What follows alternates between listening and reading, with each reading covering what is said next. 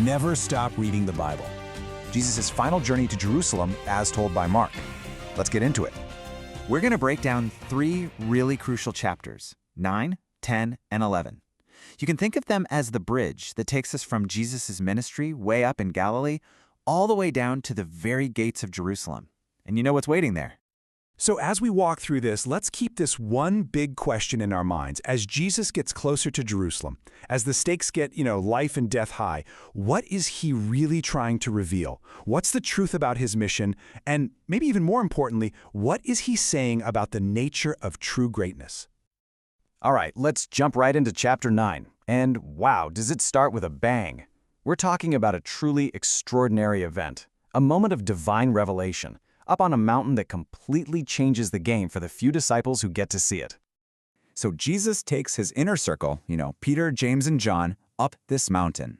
And then, boom, he is transfigured. His whole appearance just transforms, revealing this incredible divine glory. Then, out of nowhere, 2 legends of Jewish history show up, Moses and Elijah. You've got the law and the prophets standing right there with him. And if that wasn't mind-blowing enough, a voice from a cloud booms out saying, "This is my son whom I love, listen to him." Can you even imagine? But here's where it gets really interesting. You've got this incredible heavenly experience happening on the mountaintop. But at the exact same time, down in the valley, it's a totally different story. The other disciples are struggling. They're completely powerless to help this boy who's possessed by a spirit. It's just such a stark contrast, right? Heavenly glory up here and messy human struggle down there. So, of course, the disciples ask him, why couldn't we do it? And Jesus' answer is so direct. He's basically telling them, and, well, us too, that real spiritual authority isn't just something you have, it's something you have to cultivate through genuine faith and a real deep connection with God.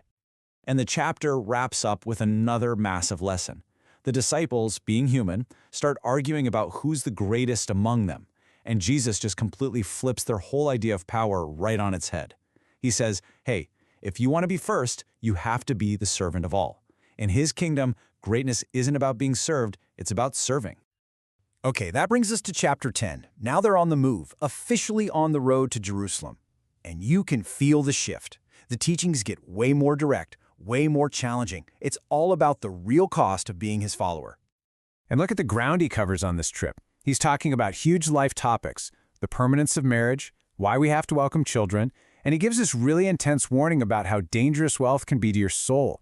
He doubles down on that whole servant leadership idea, and then, this is huge, he reveals for the first time that his mission is to be a ransom for many.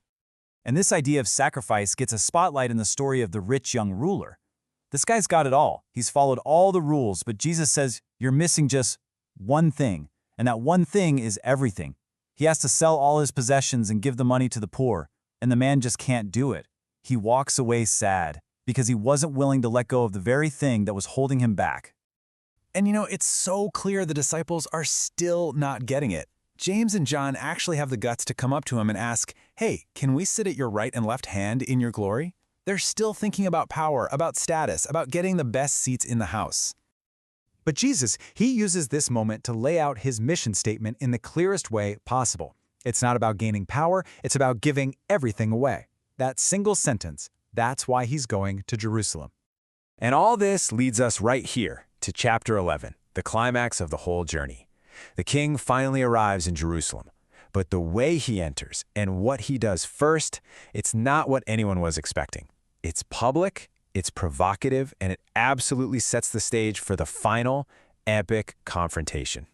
And things happen fast. First, you have the triumphal entry on a colt, which fulfills this ancient prophecy of a king coming in peace. Then he does this strange symbolic thing. He curses a fig tree that has no fruit.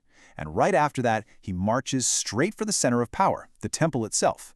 So he walks into the temple, and what does he find? Not a house of prayer. He finds a loud, corrupt marketplace. So he just starts flipping tables, driving out the money changers, the people selling doves, and he declares what the temple was supposed to be. And then he drops the hammer. He finishes that thought with a searing indictment, accusing them directly, but you have made it a den of robbers. He's calling out their greed and hypocrisy in the most public way imaginable. This was a direct challenge to their entire system. And the fallout is immediate. For the religious leaders, this is the last straw. He's not just a nuisance anymore, he's a direct threat to their power. And from this moment on, Mark tells us, they started actively looking for a way to kill him. The battle lines are officially drawn. So that's where we'll leave it.